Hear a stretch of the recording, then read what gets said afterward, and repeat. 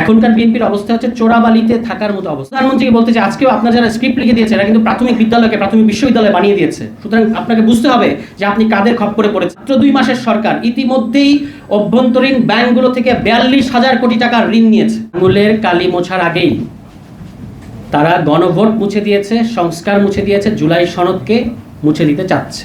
এটাই হচ্ছে এখনকার বিএনপি। আমরা অনেক সমালোচনা করলাম, প্রধানমন্ত্রী কেন কথা বলেন না পার্লামেন্টে ইত্যাদি। মাশাআল্লাহ গতকালকে উনি কথা বলেছেন।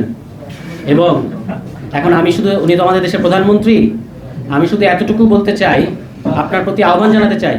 আপনার তো অনেক উপদেষ্টা আছেন, শুনেছি বিভিন্ন বিশ্ববিদ্যালয়ের অধ্যাপক, তাদেরকে আপনি অর্থনীতি বিষয়ক, অমুক বিষয়ক, তমুক বিষয়ক উপদেষ্টা করেছেন। আপনি একজন ইতিহাস বিষয়ক উপদেষ্টাও নিয়োগ দেন। তার কারণ হচ্ছে আপনি যদি আপনার দলের ইতিহাস, যে ইতিহাসের সাথে আপনার বাবা বাংলাদেশের একজন কিংবদন্তি ব্যক্তিত্ব, একজন মহান বীর, যে ইতিহাসের সাথে জড়িত, সেই ইতিহাসটা যদি আপনি ঠিকমতো বলতে না পারেন, এর চেয়ে লজ্জাজনক, এর চেয়ে দুঃখজনক বিষয় আর কিছু হয় না। যারা আপনাকে স্ক্রিপ্ট লিখে দেয় আপনি তাদেরকে এই মুহূর্তে ফায়ার করেন, কারণ তারা আপনাকে ডুবাচ্ছে। কিভাবে ডুবাচ্ছে আপনি সেটা বুঝতে পারছেন না। আপনি মাওলানা ভাসানীর নাম নিয়েছেন, জাতি অত্যন্ত কৃতজ্ঞ হয়েছে আপনার প্রতি। এবং এই যে আওয়ামী লীগ এবং বিএনপি দুটো দল, আওয়ামী লীগকে এখন দল বলার সুযোগ নেই, একটা সন্ত্রাসী সংগঠন। তবু আলোচনার স্বার্থে এই দুইটা বড় শক্তি মাওলানা ভাসানীর দুইটা জিনিসকে আত্মসাৎ করেছে।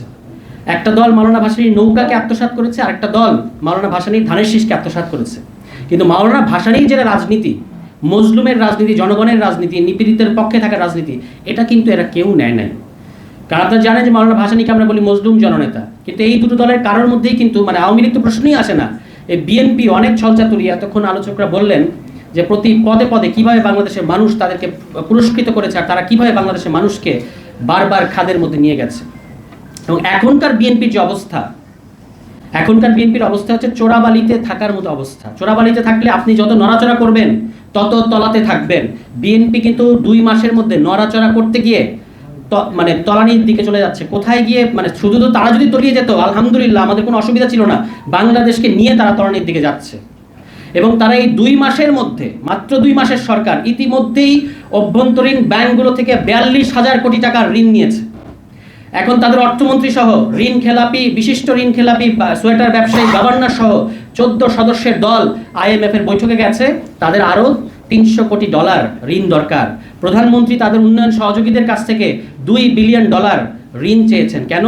কারণ জ্বালানি খাত, এই সংকটটা তাদেরকে মোকাবেলা করতে হবে। জ্বালানি খাতে এই গত 1 মাস যে স্ক্যাম, এই যে লাইন দেখতে পাচ্ছেন, আজকে আমাদের আসতেও প্রত্যেক আলোচকের আমার ধারণা নর্মাল সময়ের চেয়ে বেশি সময় লেগেছে। এটার একটাই কারণ, আপনারা তেল লুকিয়ে রেখেছেন, তেল চুরি করছেন। একদিকে বলছেন যে তেলের অভাব নাই, জ্বালানির অভাব নাই, অন্যদিকে আমরা দেখতে পাচ্ছি লাইনের পর লাইন বেড়ে যাচ্ছে। এটা আর কোনো কারণ নেই।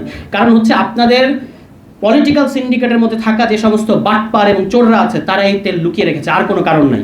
এবং এই লুকিয়ে রাখার ফলে বাংলাদেশের মানুষের কি চরম ভোগান্তির দিকে আপনারা নিয়ে গেছেন। আপনারা বলছেন আগামী 2 মাস পর্যন্ত নাকি তেলের কোনো ঘাটতি নাই। তাহলে এই লাইন লম্বা থেকে লম্বা হচ্ছে কেন? একদিক থেকে গত মাসে অকটেন যা ছিল, এই মাসে অকটেনের মজুদ আমাদের বেড়েছে, তারাই বলতেছেন, এই তথ্য আমাদেরকে দিচ্ছেন।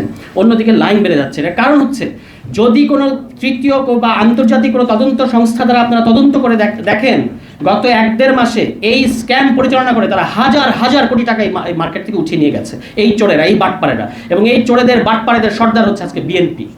মুখে তারা যতই সুশীল কথা বলো, কিন্তু মূলত হচ্ছে তারা এই জ্বালানি খাতটাকে ব্যবহার করে, এই সংকটটাকে ব্যবহার করে আসলে লুটপাট করছে। এবং যেটা বললাম যে চোরাবালিতে আছে, তারা আরও তলিয়ে যাচ্ছে। 42,000 কোটি টাকা ঋণ নিয়েছে, আরও ঋণ তারা চাচ্ছে। কি করবে কিছু বুঝতে পারছে না। যে একটা ওই যে বাংলাদেশ আমাদের শিবিরের সভাপতি বলে গেলেন, ব্যাংক রেজুলেশন অধ্যাদেশ, এই অধ্যাদেশটা তারা ল্যাপস করে দিতে চেয়েছিল, বাতিল করে দিতে চেয়েছিল। পরবর্তীতে ওয়ার্ল্ড ব্যাংক বিবৃতি দিয়ে বলেছে এই অধ্যাদেশটাকে রাখতে হবে।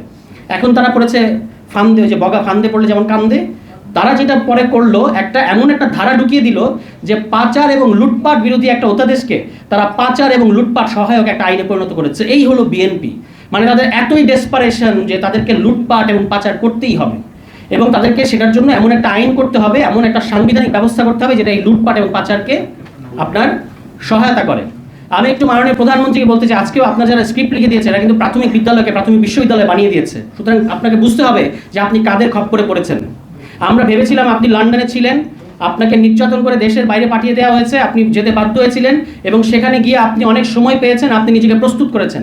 কিন্তু আমরা যেটা দেখতে পাচ্ছি, আপনি মুখ খুললেই যে অবস্থা দাঁড়াচ্ছে, এর চেয়ে আপনি যে নির্বাক জেস্টার পলিটিক্স করেন সেটাই বোধহয় ভালো। এবং আপনি, মানুষ প্রশ্ন করা শুরু করেছে, আপনারা একটা জিনিস বুঝেন, মাননীয় প্রধানমন্ত্রী থাকা অবস্থায় যদি মাননীয় স্বরাষ্ট্রমন্ত্রী কথা বলেন তার পক্ষে, এটা খুব বাজে মেসেজ যায় ওই প্রশাসনের কাছে, ওই অ্যাডমিনিস্ট্রেশনের কাছে, কারণ তারা র পাওয়ারকে, কারা ক্ষমতা, কে ক্ষমতা, এটা দেখে সবসময় অ্যাক্ট করতে থাকে। ফলে আপনি যখন স্বরাষ্ট্রমন্ত্রী যখন মাননীয় প্রধানমন্ত্রীর পক্ষে কথা বলেন, তখন পুরো প্রশাসনিক পাওয়ার সেভাবেই শিফট করে। তা আমরা আপনার ইন্টিগ্রিটির পক্ষে।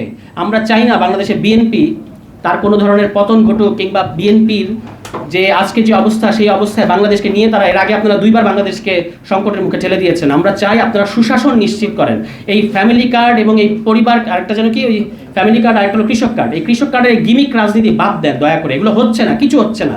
আপনারা 2 দিন পরে এটা চালাতে পারবেন না, এটা বোঝা যাচ্ছে এখনই। শুধুমাত্র আপনারা ওই নির্বাচনে একটা প্রতিশ্রুতি দিয়েছেন, যেহেতু সব জায়গায় ফেল করছেন, সমস্ত রাষ্ট্রীয় প্রতিষ্ঠানগুলোকে মেরুদণ্ড ভেঙে দিচ্ছেন, এখন এই ফ্যামিলি কার্ড এবং এই আরেকটা কি কার্ড, কৃষক কার্ড দিয়ে একটা গিমিক তৈরি করার চেষ্টা করছেন।